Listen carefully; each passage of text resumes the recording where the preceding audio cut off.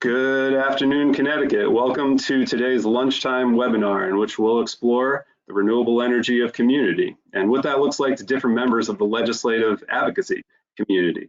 We're broadcasting from the Gina McCarthy room of the Connecticut Green Bank's New Hartford headquarters. I'm Matt Macunas. Hello. This was a funny sort of legislative session this year, not in a ha-ha way, with pandemic mitigation forcing an all virtual environment on state legislators during the committee process, and virtual the whole way through for members of the public who'd otherwise be engaging up in the people's building of the state capitol. So what was it like to be trying to push policy in this environment this year? And how did it go? Well, we've got a selection of guests here with us today to provide a sample from the many thousands of bills that are introduced each year to the several hundred public acts that are signed into law. We're going to discuss issues in energy, environment, housing, zoning, and beyond. I'll introduce each before the presentation, and then we'll get into Q&A on the back half. Slide, please. And that was what I should have been showing for the past 10 seconds. And then slide, please, again. First, I want to provide, slide, please. The Green Bank's thanks to the governor, to his administration, and to state legislators for passing into law an act concerning climate change adaptation, which, among other things, to be covered in a bit, gives new tools and scope of purpose to Connecticut Green Bank. We're forever grateful for the work done by policymakers and advocates to advance this important piece of legislation. Slide, please. Next year, we hope to see a reintroduction of another bill that cleared most of its hurdles this year, but like most bills, not everyone. An act concerning commercial property assessed clean energy would complement state policy by supporting the ability for this innovative Green Bank administered program to finance electric vehicle chargers and climate resilience improvements on a standalone basis through the CPACE financing mechanism. Slide, please. Our first guest today was at that bill signing at the beach. He could taste the salt. Rob LaFrance, will share his eagle-eyed perspective on a sweep of environmental issues, particularly those sought by the Audubon Society, where he is policy director. I dare not exclude that I learned much from his example as a longtime legislative program director for the DEP at the same time. So Rob, please take it away.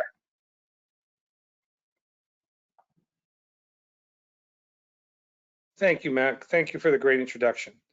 I'm here today to talk a little bit about what happened in the special session, the regular session of the General Assembly this past year in the midst of COVID.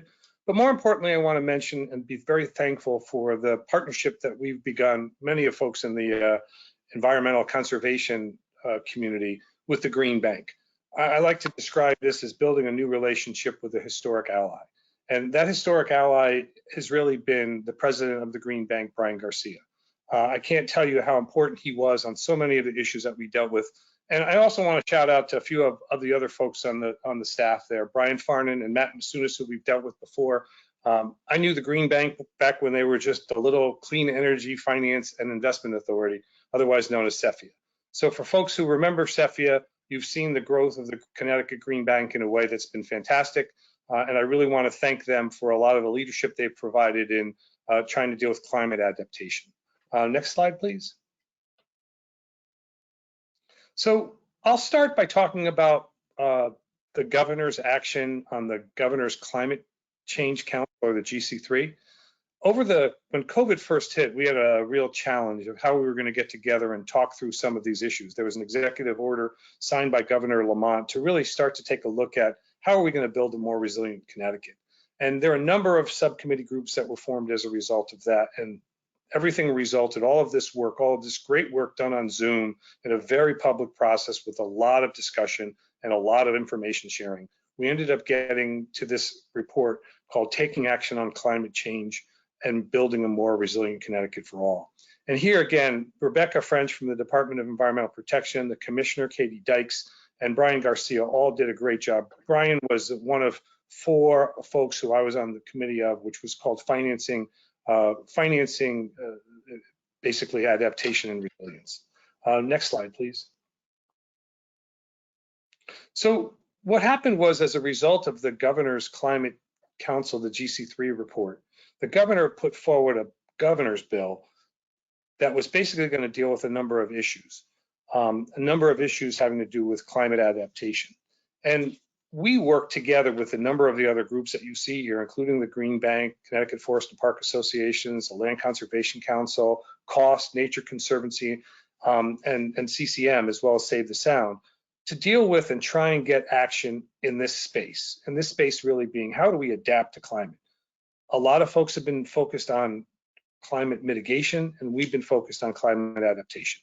So I really appreciate the fact that the governor took the time to take a look at this adaptation and resilience, and he put forward a bill. And that bill was House Bill number 6441. Next slide, please.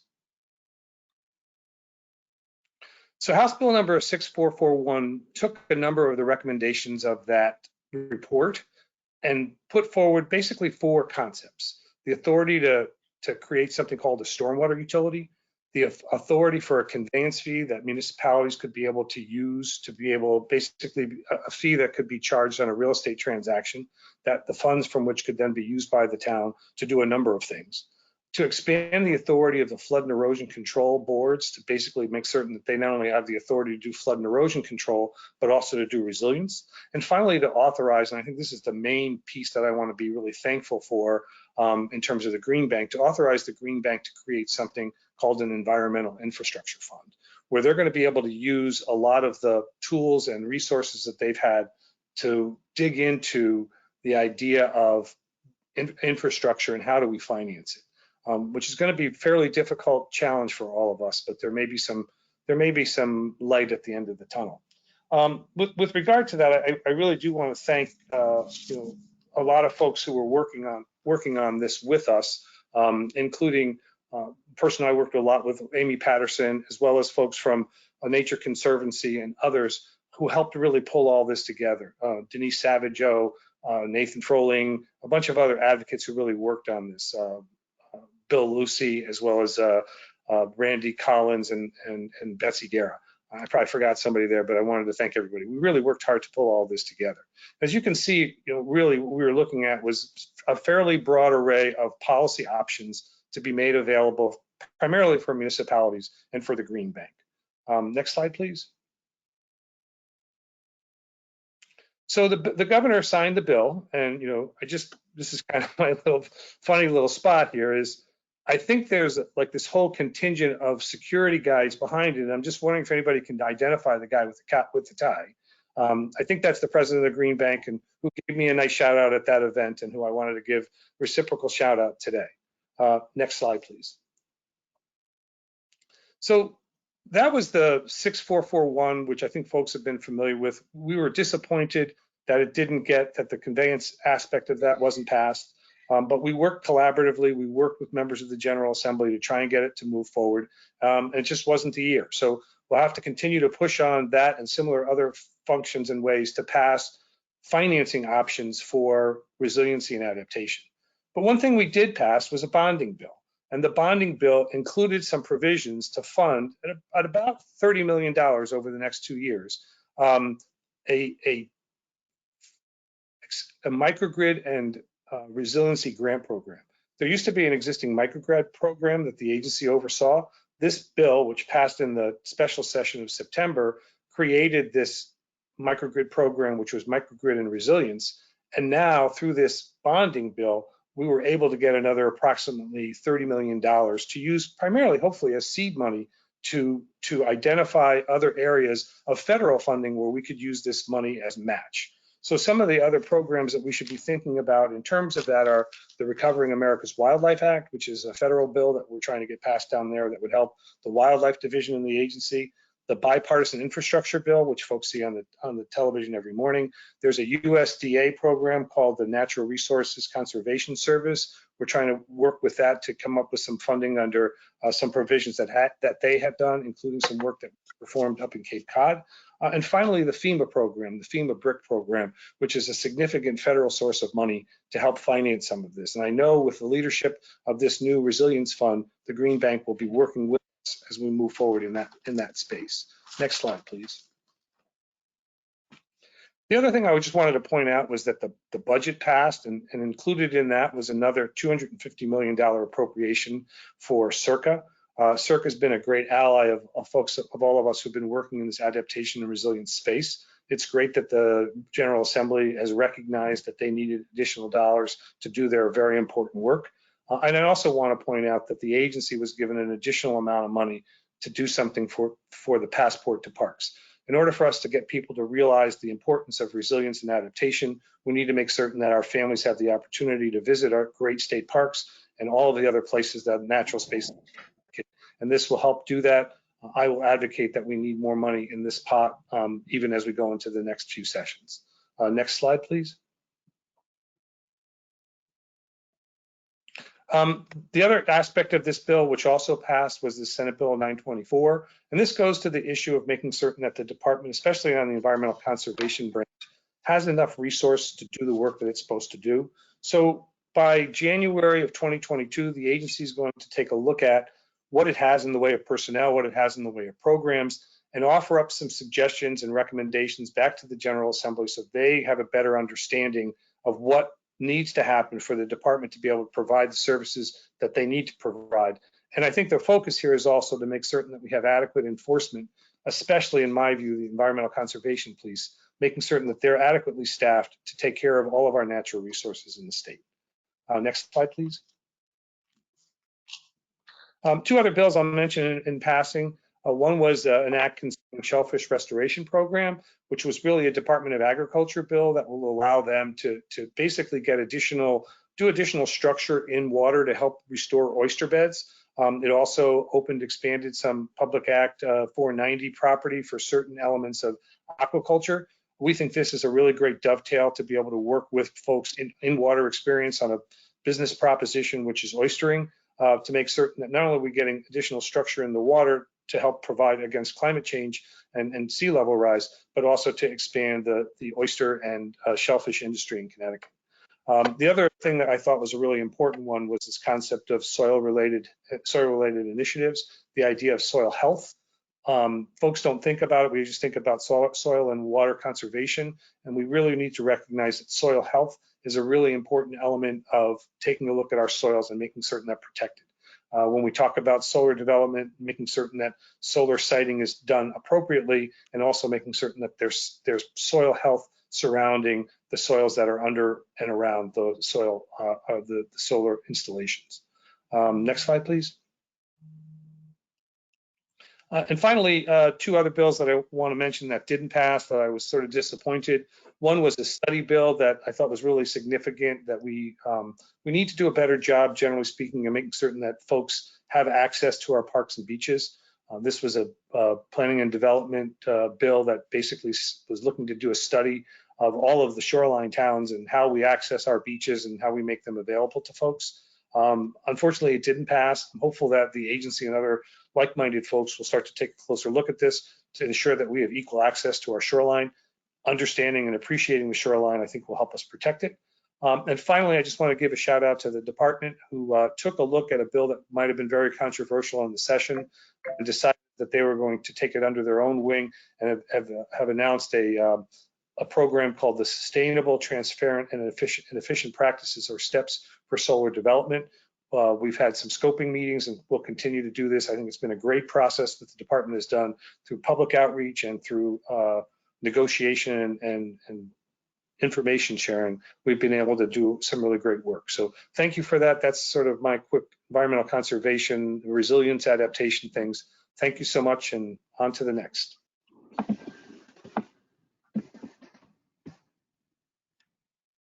Thank you, Mr. LaFrance. We appreciate your contributions today. Moving on to our next presentation, Melissa Kops co-chairs the Advocacy and Policy Committee for the Connecticut Green Building Council. She also lectures at Yale School of Environment as a professional architect with the City of New Haven's Engineering Department. She served with the Governor's Council on Climate Change and Connecticut Housing Finance Authority Sustainability Working Group. Melissa's here today to talk about an advocacy-led initiative that arrived at just the right time, seemingly, and became a sleeper hit of energy policy this year, so to speak. So, Melissa, over to you. Thanks, Matt. So I'm going to talk to you today about SB 356, an act establishing an energy efficiency retrofit grant program for affordable housing. In my opinion, one of the bright spots of this legislative session. The origin of this bill was from a policy framework that was created by the regional Renew New England Alliance to address economic and environmental justice. The Connecticut Citizen Action Group took the lead to advocate for this agenda in Connecticut. One focus for this framework was energy efficient affordable housing. As a result, the Connecticut Renews Housing Policy Coalition was formed to adapt it to the Connecticut policy landscape, and the core group consisted of Ann Pratt of Connecticut Citizen Action Group, Sam Danowski of Sierra Club Connecticut, Rachel Scott of the Collaborative Center for Justice, Leticia Colonda Mejias of Efficiency for All, Gannon Long of Operation Fuel, and I represented the Connecticut Green Building Council. This work built upon the great work of many other organizations in Connecticut in the energy efficiency space, such as my fellow panelist, Amy McLean at the Acadia Center. We advocated directly to legislators and worked with the Connecticut state organizations to shape the final bill. Next slide. So the bill addresses climate at its core. I'm showing the chart on the left because many might not be aware of the outsized impact that buildings have on our carbon emissions. Because of the way that the greenhouse gas inventory is sectioned out. But if you add all of the buildings together and you add in the electrical use within buildings, they make up about 50% of our emissions. So we know we have to address energy efficiency in buildings if we want to address the climate crisis. And as we know, the latest report that came out, we're headed for 1.5 degrees by 2040. So we have to do this work quickly. One of this bill actually was able to focus this investment towards climate mitigation, towards those that are most vulnerable, those that experience the greatest impacts of environmental degradation, and that's towards those that live in affordable housing. The other thing, and there's a chart on the right that shows that we also know that when we invest in building energy efficiency, of all the investments in climate, it actually creates the most jobs per dollar invested. So this bill serves many different purposes. It's really effective for addressing environmental justice and economic justice at the same time. Next slide. So the other thing that makes this really important is that this work is really, really needed in Connecticut. A recent study that came out identified Connecticut as having the highest energy costs in the nation. And that's not necessarily, it's partially due to our utility rates, but our utility rates are not the highest in the nation.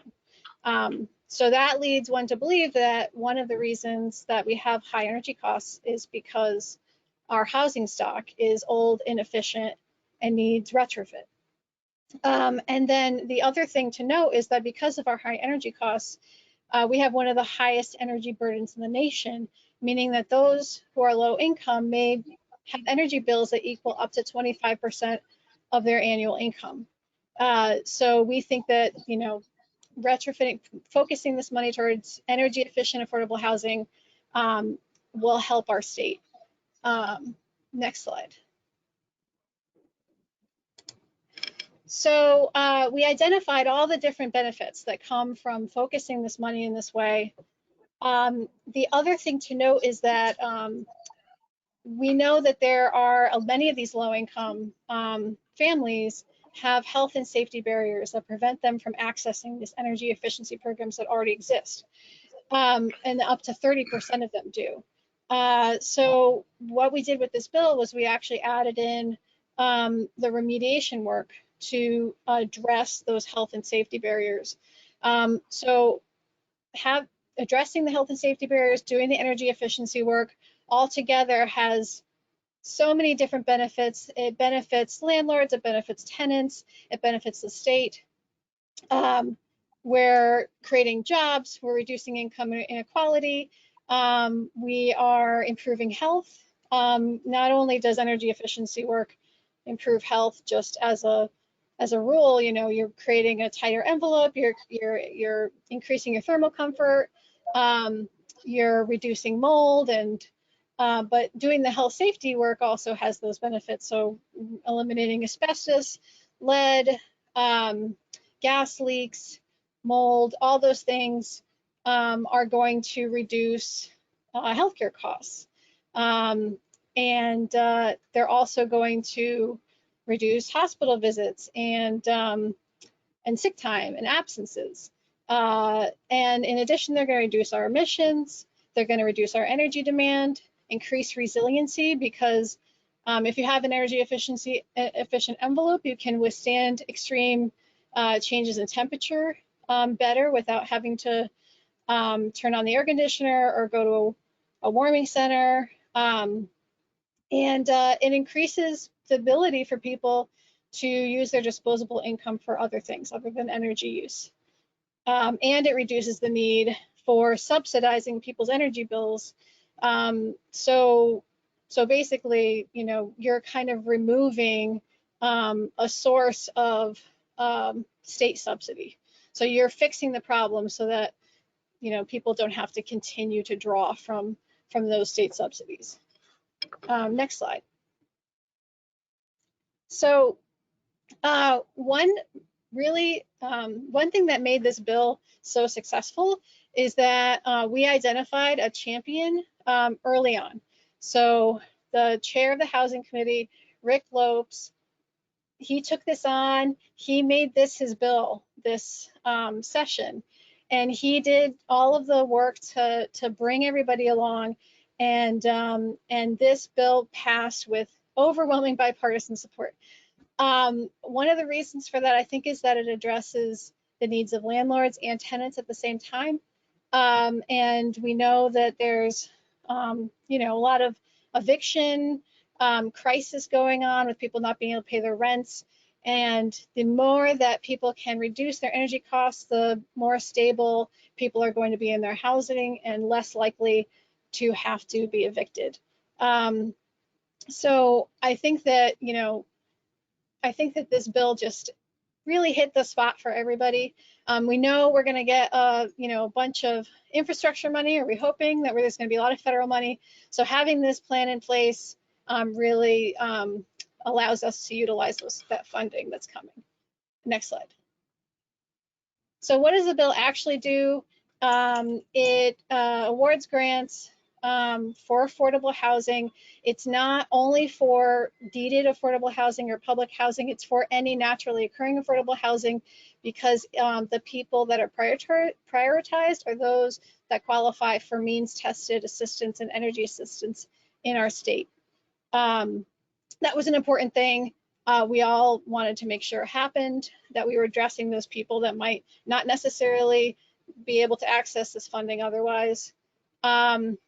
And it includes, you know, building weatherization, photovoltaic panels, energy storage, EV charging infrastructure, heat pumps, and balanced ventilation.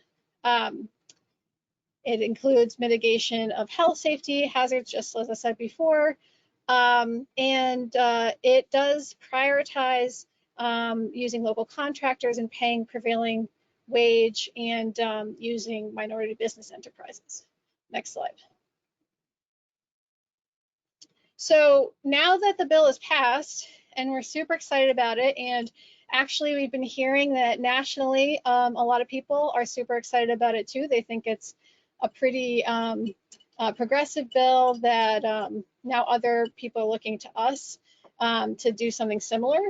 So now we have to figure out, we have to make sure that's implemented in a way that is equitable and effective. So we've identified a number of things to focus on in the implementation. Specifically marketing and outreach, that those who qualify for energy assistance, that they need to be adequately made aware of this program. And we need to put in place a robust support process for guiding applicants through the grant program. Workforce training, we know that to do this work, we're going to need a lot, you know, it creates a lot of jobs, right? We're going to need a lot of people to step up and be trained to do this work. Currently, we do not have enough people, and there are many energy assistance programs that or companies that have like 5 to 8 open positions and no one to fill them. So this is a super important part of getting this bill to be successful. Assessment, tracking, and coordination. We need to make sure they coordinate across the state's weatherization, energy efficiency, and healthy homes programs. Ideally, we create a one-stop shop database of all this work to use the funds most efficiently. Beneficial electrification. We want to make sure that this program is prioritizing electrifying homes to slowly transition away from unhealthy on-site fossil fuel combustion. Emissions reductions, we need to make sure that the embodied carbon of insulation materials are considered to ensure that the emissions reductions are achieved. Certain insulations have very high carbon footprints, so you might be not accomplishing what you're trying to do if you use those types of insulation. Healthy air, balanced ventilation with filtration is critical for ensuring healthy indoor air quality. And then verification, we need to make sure that the work that's being done is actually yielding the energy savings that it's trying to achieve. Displacement prevention is one of the really key ones. We want to make sure that once these grants are given, that landlords do not increase rents. So we want to make sure that this work is actually being, that people are actually, who are benefiting are the ones that we are meant to benefit.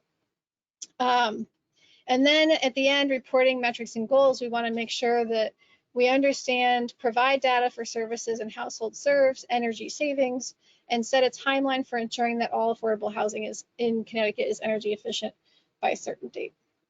So that's what we're looking about going forward, and I'm happy to talk about this and more in the Q&A.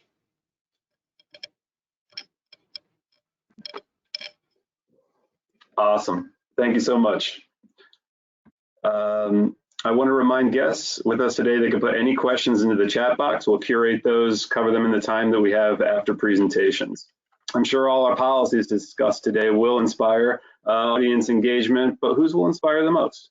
Perhaps it'll be the friction from an equity push from organized labor onto the large-scale solar industry.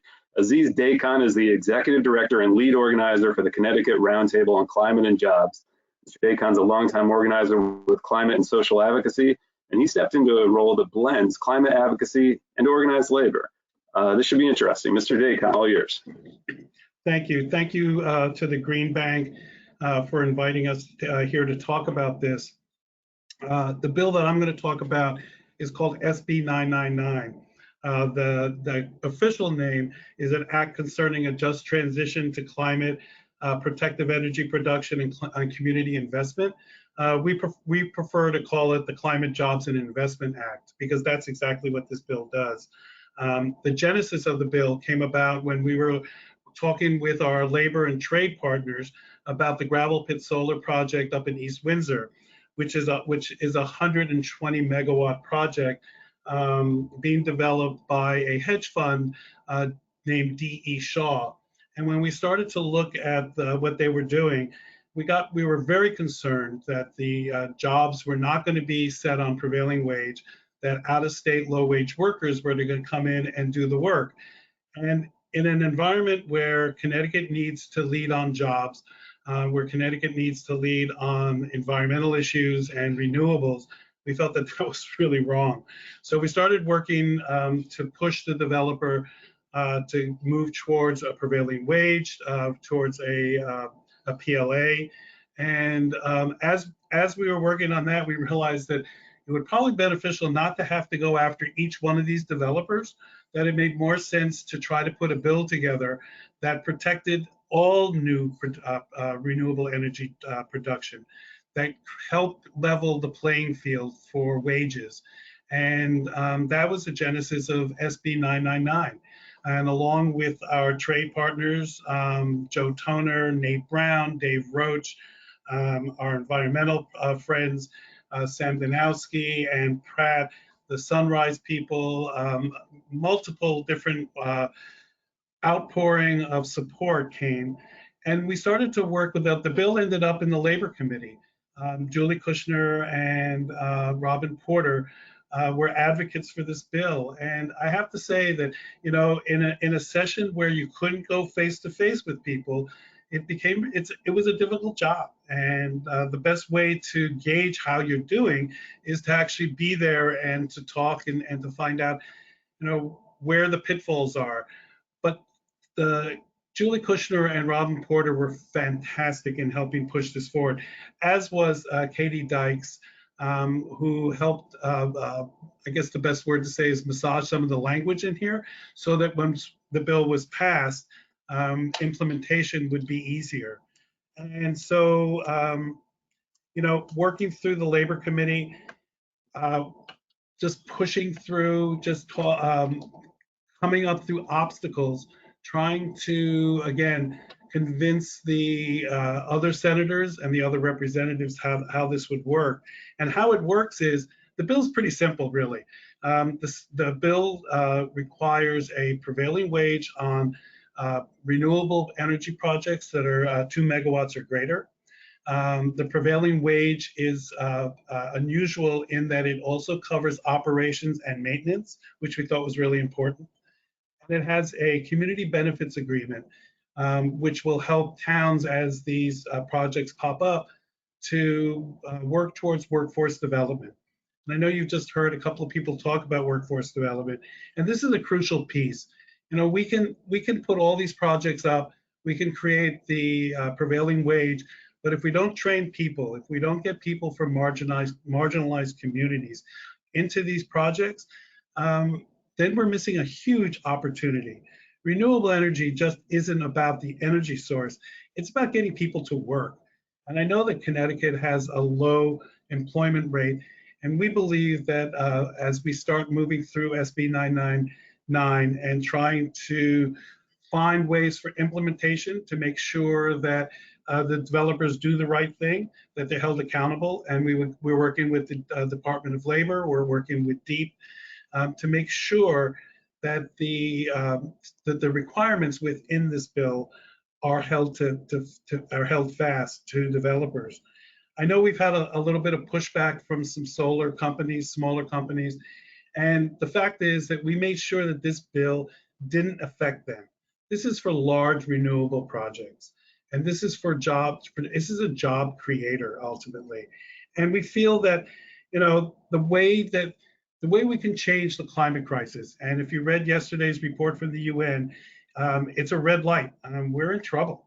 And we believe, the Roundtable believes, that working with our partners, that the real way to make this is labor leading on climate, to show that renewable energy projects are viable, that there's a just transition between fossil fuel production and renewable energy, that there are jobs created, that there are sustainable jobs, that there are living wage jobs. That's what this is about. And, you know, we will go back next year to the next session, whatever that looks like, whether it's, again, virtual or in person, and to find new ways to create new jobs, new renewable work, to make sure, again, that developers who come to this state do the right thing for the workers in this state. I don't have slides because I think this is pretty clear cut. Jobs, jobs, jobs. And climate jobs are the leading source of that as we see it. And we thank all our partners who helped push this bill through. It wasn't easy. There was a lot of lobbying that we did, a lot of lobbying from different organizations who helped push this through. It was a grassroots effort, ultimately. And we just want to thank the Labor Committee for the work that they did, and the Green Bank for their support. And that's pretty much what I need to tell you. Thank you, Mr. Dehkan. I actually meant to say the reason that I wanted to make sure to highlight SB 999 this year is that for nerds like me who like to watch the state's public affairs network, CTN, that bill was probably the most dynamic legislative energy policy debate that happened this year. And so it was a really fascinating thing to watch. And I think we wouldn't be giving credit to the overall legislative process if we weren't highlighting it for that reason alone, sitting at the confluence of so many different policy angles right there, and coming from various perspectives. So we are going on, thank you, sir, to Amy McLean, who is Senior Policy Advocate and Connecticut Director at Acadia Center's Connecticut office. In this capacity, she's a registered lobbyist. That's not news. I think all of our folks I'm talking to have to be, and tracks clean energy legislation and regulatory issues most important to Acadia Center's mission and goals. She also is a member of Connecticut's Energy Efficiency Board. Amy, you've also got a very interesting topic for us today, so please take it away. Great.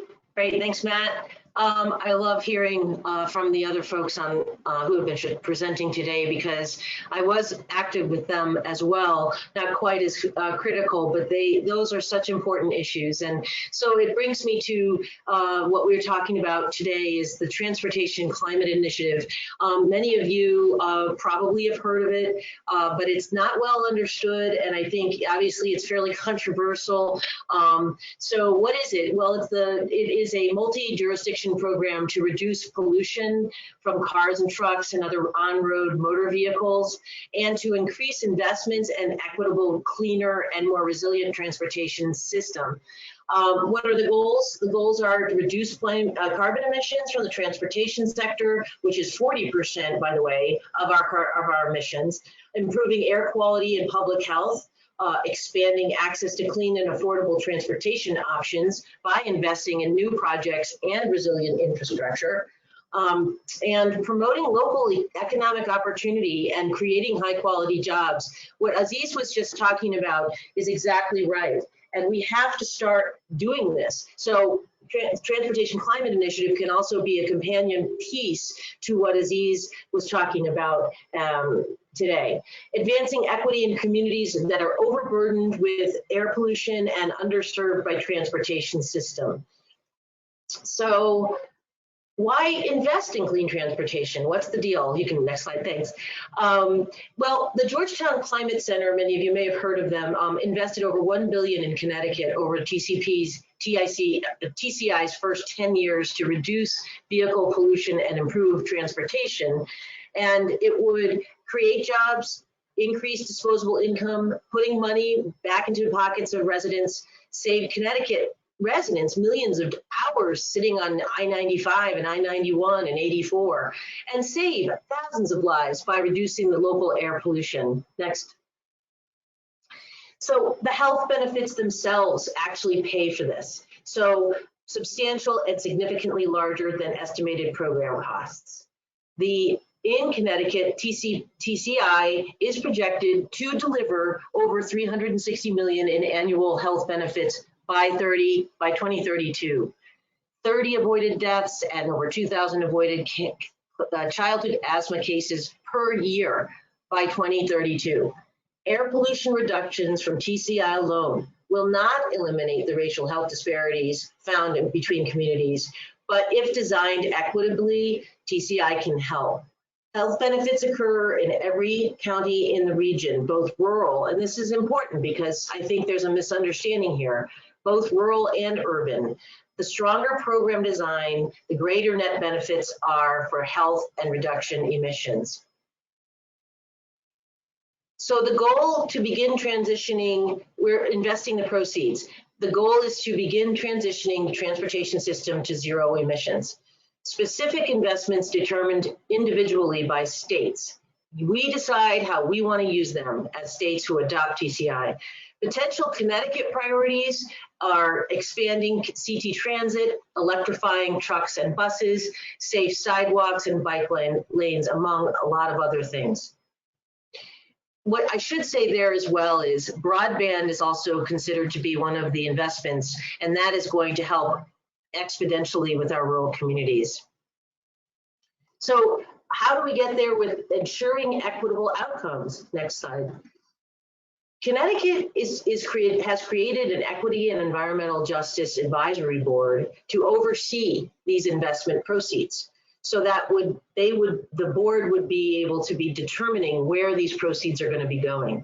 So an agreement includes a commitment to air quality monitoring to track emissions reductions, pushing for labor provisions to ensure a just transition for workers in fossil fuel industries as well.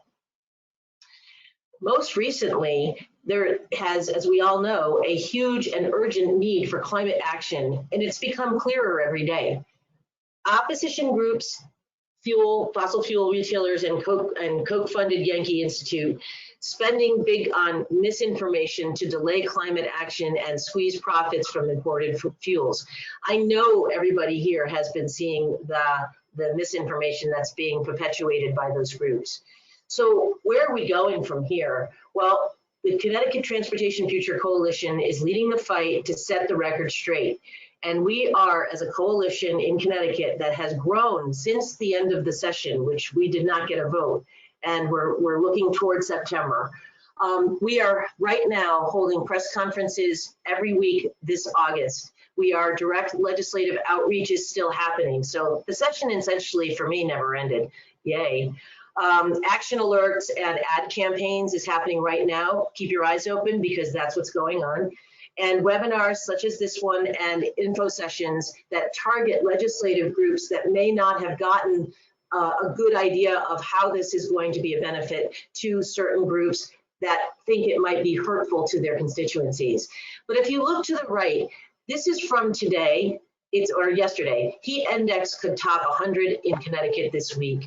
I mean, this is what we're dealing with. And if we don't put different kinds of policies into place, like some of them that were just mentioned earlier, this is where we're going. We don't have a choice. And I also want to echo the report that both Melissa and Aziz also echoed about what we're facing right now. And it's dire. Now, does that mean we can't do anything? No, it just means that we have to look at policy change in order to be more effective. So what's next? So TCI legislation needs to pass. Pushing for September session on the agenda. Moderate and progressive Democrats so far are leaning to support, need to tell the House and leaders that they support this. The leadership needs to know that their members want this. It's really important. That's what they're going to do, and that's how they're going to move. So the timeline is this. So 2021 to 22 legislative and rulemaking process, 2022 reporting requirement, 2023 operational. Connecticut receives approximately $89 million in programs first year, and then rising to $117 million by 2032. So I'm going to leave you with that, and except I do want to urge you, because this is front and center. I know we had some great victories and they were just reported on. Well, guess what? We need another one. So I'm really hoping that people on this, all 82, however many you are, really understand. Please contact your representatives, because it's really important that your representative knows what you think about this and they can go to the leadership. So thank you. Thank you. Our panelists whose session has never ended. And that is a key part of why we wanted you here today, Amy, in the sense that some policy just keeps on moving and doesn't actually fit the contours of a normal, regular legislative session as scheduled. But that's really an item that's in play right now. And so you could see what advocacy looks like when it's going right at you through Amy's presentation, not fully an after action report, but yeah, this is policy that's in play right now. So, here's all your pros about it. I want to have the panelists turn on their cameras. Thank you so much. And even if, as unruly as this might be, if you've got questions for other panelists, I want to also encourage that dialogue as we move forward. I want to start with Amy. Do you sense that, are there lessons that others should be taking away from how TCI proceeded this past year as this complex multi-state compact with, misbehaving politics, so to speak, behind it in terms of the policy getting pushed versus how it lands on people's ears? Like, do you have any takeaways coming out of that angle? There have been a lot of takeaways, and I think due to the nature of the complexity, I think, of this issue in particular, and what a cap and invest is, there's a lot of sort of it's not sort of straightforward. It's kind of the opposite of what Aziz was talking about, right? This is kind of very kind of technical, and it's regional, and what's going to happen in Massachusetts and what's going to happen in Rhode Island. And I was just on a call earlier today with the regional folks, and Rhode Island is like gone. They went crazy going forward, and now they're just kind of like going like this. And Massachusetts has got a whole nother problem happening because they don't need legislation, but they have what they call it a certification process that was just initiated, and a ballot initiative. And if they can get that approved by the Attorney General, and there's a small criteria that the Attorney General has to use to approve that. In other words, they don't have a lot of tools to stop it if they wanted to. And then it takes 80,000 signatures to get it put onto, so it would essentially require Massachusetts to do the thing we're doing right now. So they're not really excited about that. But the lessons for Connecticut is we have to be communicating and helping our elected officials know the details and understand why this is important to whatever constituency that they represent. I was told, I was asked by a reporter recently, so do you agree or disagree that you guys messed up and said it was a climate bill? And when you really should have done is you should have just focused on the resources that are coming into the state and how you're going to be, that's going to be able to be of real benefit to the state. And I said, I can't. I said, it's both. It is about climate and it is about the programming. So when people want to put it in a box, it's hard because you can't let that happen. Climate is an emergency, and this is one of the best potential clean energy policies in a decade that we are looking at. We have got to pass this. So the lesson is keep coming, keep doing it, and you can't, and if someone has a question, answer the question, even if it's not popular. So I've got a cluster of questions related to just what it is you're talking about. I don't want to monopolize everything to what I'm seeing as the left-hand corner of my screen with those participants, but we've got other panelists I want to spread it out to. But a quick shotgun blast here. Is there going to be a special session in September? Does this raise gas taxes by 20 cents a gallon? What's the real number? And what would be your characterization of Heather's characterization on this as a regressive tax by opponents of the debate? So take your pick from that potpourri within time bounds, please. Okay. First of all, I'd be interested in other people's intel, as we do in lobby world, where you say, hey, what did you hear? What did you hear? Well, has anyone else heard about a special session being levied? Because we don't have a date as far as I know. If anyone does, please put it in the chat. I'll take your info and we'll just, keep going that way. So yeah, it is not a tax. Okay, so calling it a regressive tax is just two wrongs, not even one wrong, it's two, because it's a cap and invest. And there's no mandate for the wholesalers to pass on the cost to the consumer. That is something that could happen, but the modeling shows that if it did happen, it would be 5 cents, maybe, but we don't necessarily know that, but we also know it's not going to be what the opposition had originally touted it to be, a really tough 25, 35%, 35 cent gas tax. That's just not true. Thank you.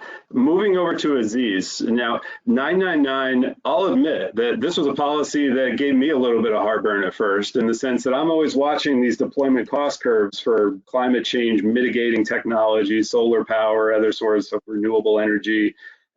We need to move yesterday, right? The same article that you were citing about the world burning, right? Entire continent starting to catch on fire a little bit ahead of schedule. So what would you say? Is there a prevailing, number one, we got an audience question of what is prevailing wage?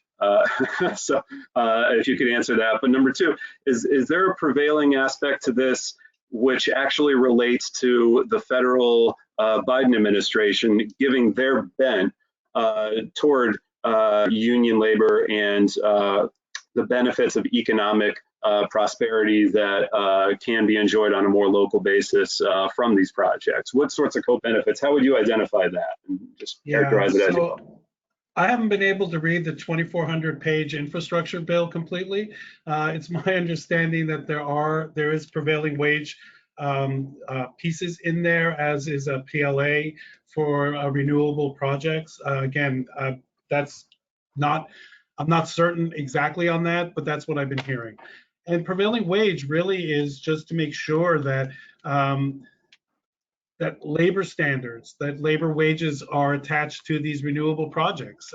They're currently, around, I don't know exact dollar figures, but what we've seen is, and there's a lot of reports out, that as you attach prevailing wage to these renewable energy projects, you don't increase the costs. And why we know that is because many times when a company is responding to an RFP, they will put prevailing wage pricing into their RFP. And then they will back off of that and use lower wage people, bare minimum wage wages. And so, they increase their costs as they already have put the prevailing wage into their cost projections. In terms of the infrastructure bill, I think it's really important that we find out, how to move forward in a way where there's equity and where there's the ability to make these renewable projects competitive. And maybe I'm going to use a word that nobody wants to hear, but to stop subsidizing different energy sources. And let's make that a level playing field as well. All right, that's always a controversial sort of statement. I love that.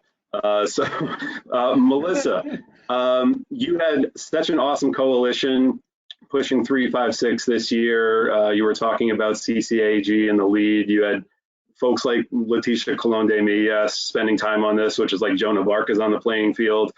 So that was awesome. There was other things that you were working on that I don't think actually made it across the fields. Stretch code was one of those, right? Like a green building stretch code. Is there anything that you wanted to go into on that? Yes, absolutely. I think that this is super important for our state. What was being proposed this legislative session was basically the equivalent to what Massachusetts has had since 2009. And I also want to point out that our current codes are, even though we have adopted the 2015 International Energy Conservation Code, it is, with our amendments, it's equivalent to the 2009 International Energy Conservation Code. Currently, I think we're really letting our housing stock down with the energy efficiency that we have in our codes. And we know that, we need to make big changes. And the only way to do that is through codes. So Massachusetts recently just passed a sweeping climate bill that included a zero energy stretch code. So they've kind of said their code is outdated, which is what we were proposing this session. And we know that it's possible. Like, we know with all the incentive programs we've had, that early adopters have proven that, extreme energy efficiency is possible. It doesn't cost more money or necessarily that much more money. A lot of the studies have shown that the increase in cost is less than 1% of construction. And the buildings that we build now are going to be around in 2050, 2080 even. And if we don't build in the energy efficiency now, it's going to cost us a lot more to retrofit it later. So these are really important. This is a really important bill. What it does is it provides the ability for municipalities to adopt a stretch code, which is basically requires a certain percentage of energy conservation greater than the base code. And if we don't do this, we might find municipalities finding other ways to do it in a way that actually is less standardized and more difficult to navigate. Yeah, I think that we need to pass the stretch code, and I'm happy for anybody on the call who wants to help me do it or has suggestions.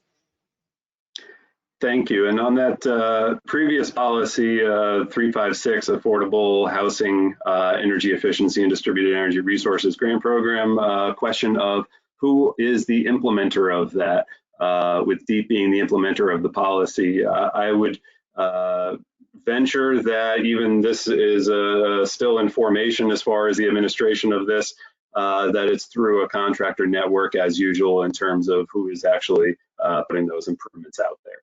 Rob LaFrance, you've got the virtue of batting cleanup on this, and I actually don't have a pre-scripted question that I was going to aim at you, and so you can actually take your time however you want in terms of closing out this webinar, if that works for you. I was curious, actually, if you want a prompt about, there was a triad of policies within Governor's adaptation bill, and one had to get dropped, and can you describe what goes into that sort of atmosphere of that happening? I mean, I can recall seeing billboards on the street. I can recall seeing digital banner ads, you know, any sort of color that you wanted to provide on that manner of the legislative process and the advocacy fight that happens with information that people are seeing. So it's a great question, and thank you for that. It's not unlike TCI. Information gets spread about what the impacts of a particular policy is, and that information sticks with people. They don't know exactly what the truth of the matter is, and it's difficult. It was very difficult in this time of climate, excuse me, in terms of COVID, because we weren't able to talk to legislators and have one-offs with them and sort of work through different things. When we were able to do that, we were able to get on a phone with someone, we could take the time to explain it. But yeah, there was a lot of money that was moved, particularly by a particular group of folks who didn't want to see this type, it wasn't even a mandate. It was just authorizing municipalities to do something should they wanted to, this idea of a conveyance fee. But it was definitely something that was important from their perspective. They lobbied their legislators. I think the important thing to walk away from it is that even though we didn't get that piece, we got the other pieces, and those other pieces are really critical, and we need to work with what we have and move forward. I think the more important thing actually is the idea of looking at natural infrastructure, looking at ecosystem services, talking to each other about how we actually protect and do a better job of green spaces in our environment, and particularly in our urban areas. Green spaces help people as much as they help the natural resources that we deal with. And it's really important. We talk a lot about the idea of environmental justice. I hear from most of my folks talking about environmental justice, the idea not only of being able to be free from negative impacts, but also the value and benefit of positive impacts of having green space in cities. I think cities like New Haven have done it. I think we've had really good leadership from the Environment Committee, from the Energy Committee. Folks are interested in this Planning and Development Committee. They want to bring green spaces back to our cities, and I think that's a really important element, and I think we can incorporate it in a lot of the work that we're doing. So that's my positive message. Let's keep green spaces in our urban areas. I think we'll all benefit.